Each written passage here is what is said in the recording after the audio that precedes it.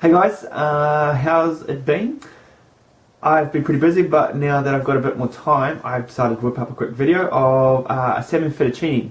Now, it's pretty easy to make, dead simple, doesn't use very many ingredients, or the most important thing, it tastes fantastic. We put a little bit of white wine in there, simmer that away, and it's fantastic. So here it is. If you've got any questions, feel free to ask them. But until then, I'll catch you hopefully next week with another video for you guys.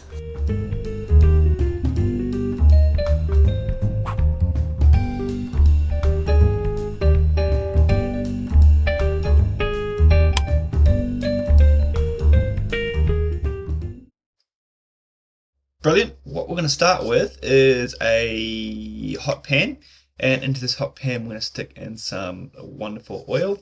Let this heat up, and then we're going to stick in one onion that we've diced up finely, and with this onion we're going to stick in 3 to 4 cloves of garlic that we've also diced or minced up. All we're going to do, easy peasy, is just let this cook slowly until it gets nice and translucent. When they go soft, you can get a little bit of a browning on the onions if you want. Once we've reached this stage, we're going to stick in around 2 cups or 1.5 cups of vegetable stock that we've just made up using stock cubes. Follow the instruction on your stock packet if you're not too sure how much to stick in. Now we're just going to let this simmer away, and we can work on our pasta. We've had our large pot of boiling water that's just been boiling, and we're going to stick in our fettuccine. So no trick about any of this. Put it in there and cook it as per instructions on your pasta packet. My fettuccine always seems to take longer than it says, so just bear in mind that. Check until your noodles are al dente, and it's when you know you can get them out. Now back to our sauce. What I forgot to mention, you can also stick in, like I said, a glass of wine, and just substitute that for some of your stock.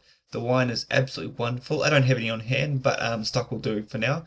But if you've got the white wine, chuck it in there. It's just absolutely fantastic, and just let it cook the alcohol off when you're simmering down your sauce later. But instead, we've got our cream that we're going to add.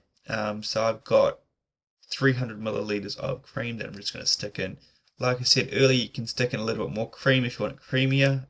It's really up to you. I think this works perfectly. It's not too rich, and you can enjoy it. Once we have our cream in there, all we're going to do is just give it a stir around, mix it up all together, and we're just going to wait for it to simmer down and start thickening. It should take around 5-10 minutes, depending on the heat that you've got your pan set at. If it's a little bit too high, just knock it down to around a medium heat. Now the real crucial part of seasoning your sauce that you're going to coat your pasta in later. So of course you've got your salt and your pepper, so season to your taste. Mine's a little bit different. And also what I like to add in is a good teaspoon, maybe a little bit more of dill. It'll cut the sauce in half. It's really, really good, and it pairs really nicely with your salmon. Also, what I'm not going to do, but you can, is stick in some capers. Now, I've had this before. These capers are absolutely wonderful in the final product. So if you've got some on hand, chuck them in there. If you don't worry about it. We're just going to let our sauce simmer down until it starts to thicken ever so slightly.